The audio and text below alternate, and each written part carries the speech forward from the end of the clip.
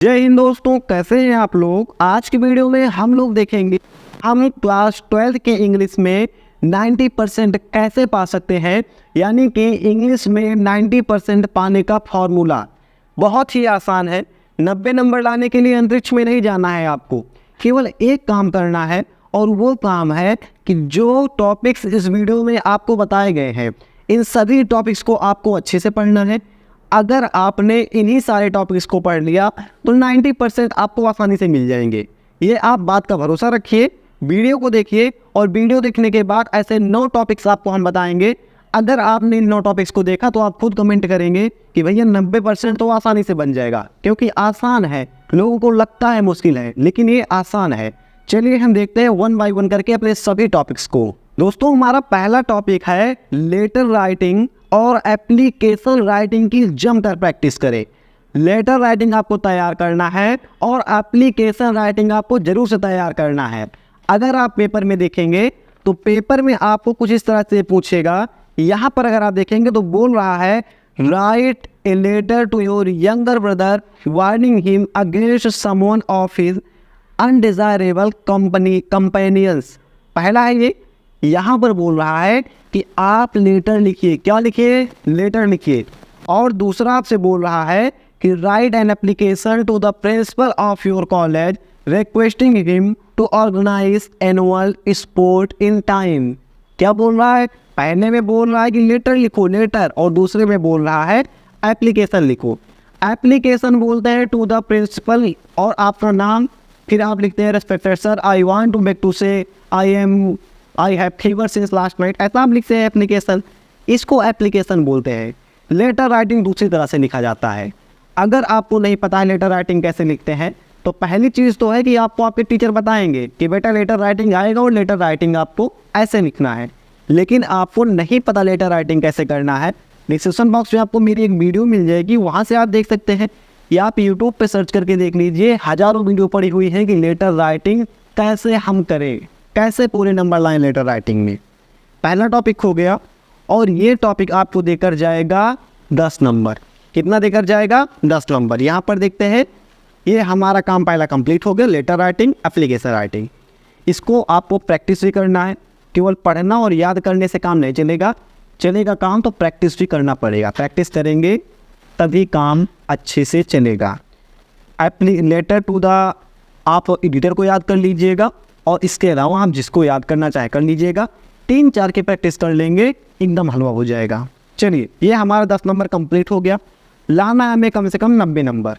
अगला जो हमारा फिक्स क्वेश्चन है, ये क्वेश्चन हर बार आएगा और ये है सेंट्रल आइडिया अच्छे से याद करने।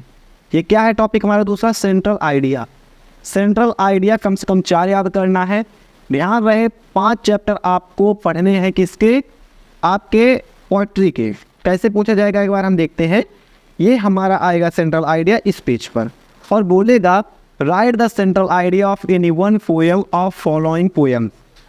N elementary school in a classroom in a slum, an elementary school classroom in a slum, a thing of beauty and Jennifer tiger.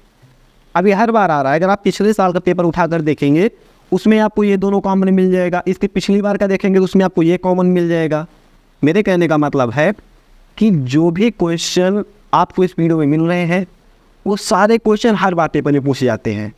आपको एक काम करना है और वो काम है कि आपको जमकर प्रैक्टिस करना है। अगर आपने जमकर प्रैक्टिस कर लिया तो आपका 90 नंबर पक्का है। प्रैक्टिस किस में करना है? वो इन सारे टॉपिक्स में करना है जो हम आपको बता रहे हैं। आप इन टॉपिक्स में प्रैक्टिस कर लीजिए। अभी आपके पास टाइम है, अभी सुधर गए तो 90 नंबर इधर आ जाएंगे। ये आप ध्यान रखिएगा। क्या करना है हमें? सेंट्रल आइडिया याद करना है। ज़्यादा एक्यूरेसी के लिए आप 4 सेंट्रल आइडिया याद कर सकते हैं, नहीं तो अगर आप 3 याद कर लेते हैं 3 काम चल जाएगा। आपको ये नहीं है कि आप aunt Jennifer tiger, thing of beauty and elementary school classroom in a slum का इसी का 3 का याद कीजिए। आप कोई भी 3 याद कर सकते हैं। आपको नहीं समझ में आ रहा, आप माई मदर एट 66 का याद कर लीजिए, ए थिंग ऑफ ब्यूटी का याद कर लीजिए और जो एक नया चैप्टर इस बार जुड़ा हुआ है उसका याद कर लीजिए। किसी का याद कर लीजिए, लेकिन ध्यान रहे हमने यहाँ पर 4 लिखा है। अगर आप इसमें 3 याद कर लेंगे, 3 अच्छे से याद कर लेंगे तो इसमें के 4 नंबर आपके पक्के हो जाएंगे। ये हमारा था पॉइंट नंबर 2। इसके बाद हम आगे बढ़ेंगे और देखेंगे पॉइंट नंबर 3। पॉइंट नंबर 3 है अनसीन फैसे सॉल्व करना सीख ले, डू प्रैक्टिस। मैंने प्रैक्टिस हर जगह लिखा है क्योंकि जो आना है आपको प्रैक्टिस से ही आना है। लिखते सब हैं लेकिन अच्छे से नहीं लिखते हैं क्योंकि उनकी प्रैक्टिस नहीं होती है। जो हमारा ये अनसीन पैसेज है ये हमसे पूछा जाता है क्वेश्चन नंबर 1 पर। क्वेश्चन नंबर 1 ये यहाँ पर है। ये इतना बड़ा आपको पैसेज मिलता है देखने को, आप देखेंगे तो ये यहाँ तक पैसेज है और बोला जा रहा है read the following passage carefully and answer the questions given below it. आपको पूरे को पढ़ना है। पढ़ने के बाद आप इधर आएंगे, इधर आपसे कुछ क्वेश्चंस पूछे जाएंगे। यहाँ पर आप देख रहे हैं ABCDE, इतने क्वेश्चन को आप जोड़ेंगे तो कितने नंबर का क्वेश्चन है? 1 3 3 6 3 9 3 12 3 15 नंबर का है। यहाँ पर 15 नंबर का, ये पिछले साल का पेपर है। इस बार इसका वेटेज थोड़ा सा कम करके इसको कर दिए है 12 नंबर का, लेकिन 12 नंबर आपको बिना पढ़े केवल प्रैक्टिस से मिल रहा है। बहुत अच्छी बात है भाई। अगर आप इसको देखेंगे, आप ढूंढ लीजिएगा, आपको ये आपके बुक में कहीं पर नहीं मिलेगा। तो कहीं पर नहीं मिलेगा तो आप प्रैक्टिस कीजिए और प्रैक्टिस करके कम से कम 5 से 6 अनसीन पैसेज सॉल्व कीजिए। उसके बाद इसके आप 12 नंबर ले जाइए। अगला हमारा टॉपिक है प्रोज की समरी पढ़ने। प्रोज की समरी क्या होती है? जैसे अगर अभी एक क्वेश्चन हम इसमें देखें पेपर में आया हुआ, तो यहाँ पर बोलेगा क्वेश्चन इधर पूछते हैं, लास्ट पेज पर आता है आपका समरी। प्रोज पोइट्री जो होता है सब इसी में आता है। लिटरेचर लिखे ना, prose poetry, supplementary, Vistas, drama, जो भी आप बोले। जैसे ये एक क्वेश्चन है, what did M Hamel says about the French language. अब अगर आपने समरी पढ़ी है तो आपको पता है कि भाई फ्रेंच लैंग्वेज के बारे में एम हेमेल आए, बड़े उदास थे कि आज बंद होने वाली है।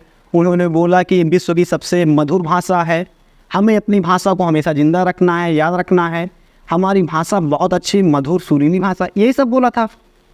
अब वर्ड बाई वर्ड तो सही नहीं होगा लेकिन इसका भाव तो सही आ जाएगा।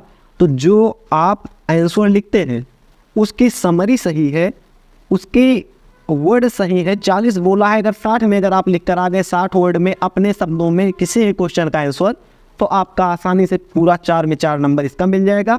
दूसरे भी लिख देंगे, दूसरा का भी 4 मिल जाएगा, 8 नंबर आपको मिल जाएगा समरी से। और 7 नंबर का एक ये भी पूछता है, देखेंगे ये भी पूछता है 7 नंबर का, और ये हो जाएगा आपका 15 नंबर। 8 7 15 नंबर। यानी कि अगर आप प्रोज की समरी पढ़ लेते हैं, जितनी भी आपको पढ़ने हैं, 7 प्रोज है, 7 के 7 पढ़ लेते हैं तो आपको 15 नंबर डन है। यहाँ से थोड़ा यहाँ पर देखेंगे, the story the rattrap is both entertaining and philosophical discuss. तो मान चलिए डिस्कस का है, लेकिन अगर आप इसको करें mention the हजार्स of working of glasses in Bengal industry, तो अगर आपने पढ़ा है आसानी से आप कर लेंगे इसको। चलिए, मेरे कहने का मतलब था एक बार हम देखते हैं कि हमने देखा क्या। मैंने देखा या हमने देखा, पहले लेटर राइटिंग करना है, 10 नंबर दे देगा ये आपका। सेंट्रल आइडिया 4 नंबर देगा, 14 नंबर हो गया। अनसीन पैसेज 12 नंबर देगा, 14 12 26 नंबर हो गया। प्रोज आपका देगा 15 नंबर, 41 नंबर अभी तक आपने अपना डन कर लिया है। अब हम आगे बढ़ेंगे, आपको पता भी नहीं लगा कि 8 मिनट मैंने वीडियो देखी और मेरा 41 नंबर डन हो गया। 9 मिनट की वीडियो में 41 नंबर इतनी आसानी से। ट्रांसलेशन आपको प्रैक्टिस करना है। ट्रांसलेशन की एक बहुत बड़ी खास बात है, अगर आप इसको पढ़ेंगे तो यहाँ पर देखेंगे ये एक क्वेश्चन दिया गया है, एक बार एक चोर घर में घुस आया और उसे आंगन में एक कुत्ता मिला जो बड़ा स्वामी भक्त कुत्ता था। तो हम मानते हैं एक पल के लिए कि आपको नहीं आ रहा है इसका ट्रांसलेशन। तो ट्रांसलेशन आपको 12th में वर्ड बाय वर्ड सही नहीं होता है करना, या नहीं आता है, किसी को नहीं आता है।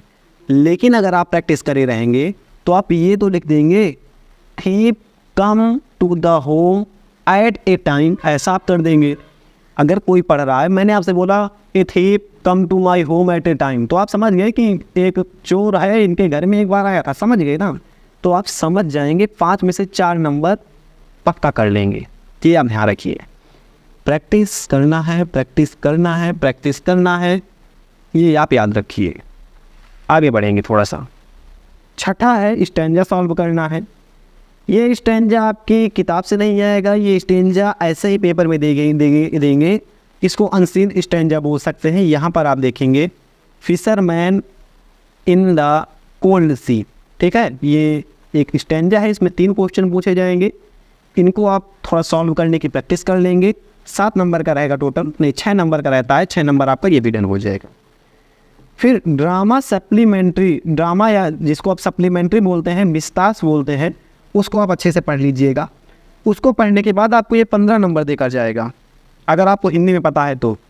ये देखेंगे, ये 1 2 क्वेश्चन है, 4 4 8 नंबर हो गए। ये एक आपका 7 नंबर का, दोनों में से एक करना होता है, तो 8 7 15 नंबर आपको सप्लीमेंट्री भी देखा जाएगा। ग्रामर की तैयारी अच्छे से करना है आपको, ये आप ध्यान रखिएगा। और ग्रामर में एक चीज़ इस बार अच्छा कर दिए हैं, और वो चीज़ है कि यहाँ पर आपको ऑप्शन मिल रहे हैं देखने को। ग्रामर के 10 क्वेश्चन मेन रहते हैं, और 10 में से आपको 5 में ऑप्शन मिलेगा। जैसे आप देखेंगे, ये है आपका किसका, ये आपका है वन वर्ड सब्स्टिट्यूशन का है, ये इडियम फ्रेज का है, सिनोनिम्स है, और यहाँ पर कॉमन एरर है, एंटोनिम्स है, फिर यहाँ पर डायरेक्ट इनडायरेक्ट है, यहाँ पर क्या है, ये ट्रांसफॉर्मेशन है, यहाँ पर भी ये ट्रांसफॉर्मेशन है, फिर यहाँ पर क्या करना है, करेक्ट करना है, एरर है, कॉमन एरर, और ये आपके एक शब्द के 2 अर्थ करना है, या 2 शब्द जो एक एक लगते हैं उनके 2 अर्थ करना है। तो टोटल 5 में 5 क्वेश्चन ई तक पूछे गए हैं, 4 में ई तक पूछे गए हैं। तो आपको क्या करना है, 5 सवाल का काम चल जाएगा ऐसे ही। अगर आपने एक बार अच्छे से पढ़ लिया तो आप टिक कर देंगे 5, लेकिन अगर आप 5 अच्छे से नहीं तैयार किए हैं तो 10 नंबर यहीं से आपका खा जाएगा, और आपका 90 नंबर से कम वैसे भी हो जाएगा। अगर आपने अपना ग्रामर नहीं ठीक किया तो आप ग्रामर ज़रूर अच्छे से पढ़िएगा, क्योंकि ग्रामर में कुछ भी लिखने से पूरा नंबर नहीं मिलता है। ग्रामर में एक्यूरेट आपको लिखना होता है। 9वां पॉइंट जो हमारा लास्ट पॉइंट है वो है पेपर को सॉल्व करें, ज़रूर सॉल्व करें। आपको आपके पिछले वाले बोर्ड का ध्यान रहे, 2022 का ही सॉल्व करना है, उसके पहले 23 का 22 का करना है, उसके पहले आपको कोई भी पेपर नहीं सॉल्व करना है।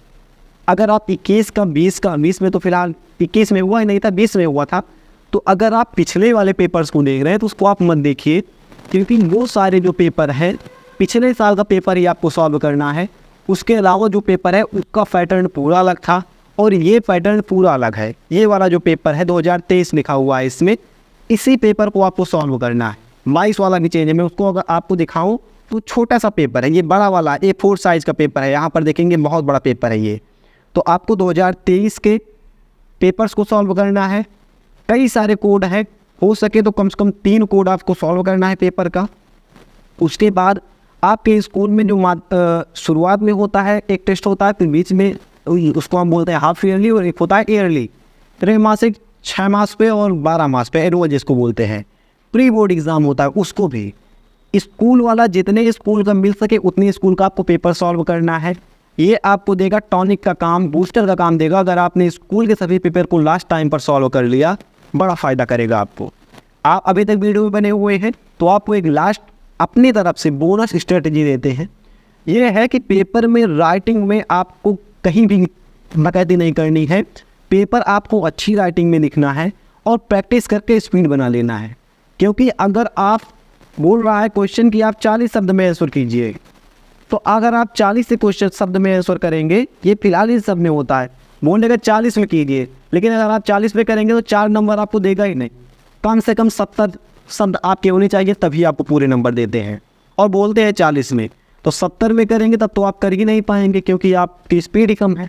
तो प्रैक्टिस आप 1 महीना जम कर कीजिए और स्पीड बनाइए। लास्ट मंथ में आप पेपर ही सॉल्व कीजिए। अगर आपकी तैयारी पूरी हो गई है तो, नहीं हुई है तो एक बार पढ़िए, लेकिन पेपर आप सॉल्व करने पर ज़रूर फोकस कीजिए। पेपर सॉल्व करेंगे, आदत बनेगी, स्पीड बनेगी, राइटिंग बनेगी और आपके अच्छे नंबर आएंगे। 90 10 100 में 90 नंबर आपके पक्के हो जाएंगे। फिलहाल इस वीडियो में इतना ही था।